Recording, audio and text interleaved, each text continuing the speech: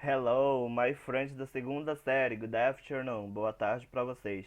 Meus amigos, na nossa aula de hoje nós vamos dar prosseguimento ao nosso conteúdo, hoje trabalhando com os pronomes which e what, certo? Which e what são pronomes interrogativos, que têm o mesmo significado. Ambos significam que ou qual, certo? No entanto, cada um deles vai ter uma aplicação diferente. Which, geralmente ele vai ser empregado quando há opção, por exemplo, which telephone is mine? Qual telefone é o meu? Certo? De repente eu tenho dois aparelhos celulares em mão, eles são idênticos, e eu pergunto, which which cell phone is mine? Qual é o meu telefone? Não é? E o what, ele vai servir para quando eu estiver fazendo uma pergunta mais geral, não é? What, qual, né? Quais? Então, o which ele é empregado quando há opções, certo? A gente tem três exemplos aqui no nosso material didático que nós vamos observar. O primeiro deles é What are your ambitions for the future? Quais são as suas ambições para o futuro, certo? Depois, which is your favorite kind of chocolate? White, dark, semi-sweetened, etc. Então, qual é o seu tipo favorito de chocolate? E aqui, percebam que quando eu faço a pergunta which is your favorite kind of chocolate, né, eu dei aqui opções, três ou até mais, não é? White, chocolate branco, dark, chocolate que a gente conhece como ao leite, não é chocolate escuro, mas não é a pronúncia aqui no Brasil. Dark chocolate seria chocolate ao leite.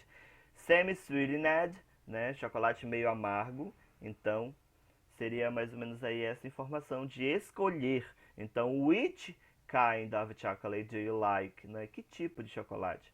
White, dark, semi-sweetened. Ou então nós temos o terceiro exemplo. Which do you prefer? Which do you prefer? Swimming on the sea or in the swimming pool? Qual você prefere? Nadar no mar ou nadar na piscina? Não é? Então, aqui, quando nós tivermos duas opções para que uma seja escolhida, não é? Nós vamos utilizar o which e não o what, certo? Esses dois pronomes, né, que a gente conhece por WH questions, eles geralmente aparecem no início, não é, de perguntas, como aqui, por exemplo, na quote da Esther Williams e na quote do Immanuel Kant, certo? Então, essas informações, elas aparecem aqui como exemplos, não é? What can I know? O que eu posso saber, não é? Which Esther do you want to hear about?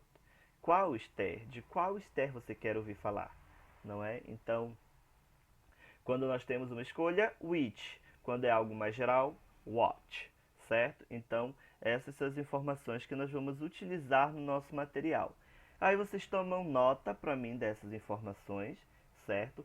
Previamente, no nosso conteúdo anterior, nós trabalhamos com algumas linking words, não foi isso? Então, pedi que vocês procurassem para mim link words que fossem de adição de ideias, não é? Que fossem também de contradição, certo? Que fosse de conclusão, e eu pedi que vocês fizessem essa pesquisa para mim. E aí a gente encerra o nosso conteúdo do terceiro capítulo do nosso material didático, alright? E baseado nessas informações, baseado em todos os conteúdos que nós vimos, nós vamos para a próxima página do nosso material didático, que será a página de número 187, tá legal? Então, ao chegar na página 187 do material didático, nós vamos observar que nós temos aqui algumas informações de exercícios, certo? Pularemos a parte dos textos, porque essa é uma atividade que nós faremos na semana que vem, legal? Então, pularemos os textos, ok? Temos três questões aí a respeito dos textos. E, ao chegar na página 187, nós vamos observar, certo? O putting into practice, certo? Achem aí, tá na parte esquerda da folha da página 187, lá no finalzinho. No Putting into Practice, nós vamos ter até o final da página 87, já na segunda coluna, na coluna da direita, 4 perguntas, certo? E aí vocês vão resolver para mim essas atividades. Bom, nós temos aqui a number one com a definição em inglês da palavra conjunction, certo? Conjunction. Bom, a word that is used to connect phrases or parts of a sentence. For example, the words and because are conjunctions. Bom, então uma palavra que é usada para conectar frases ou partes de uma sentença, como por exemplo as palavras e porque, elas são conjunções.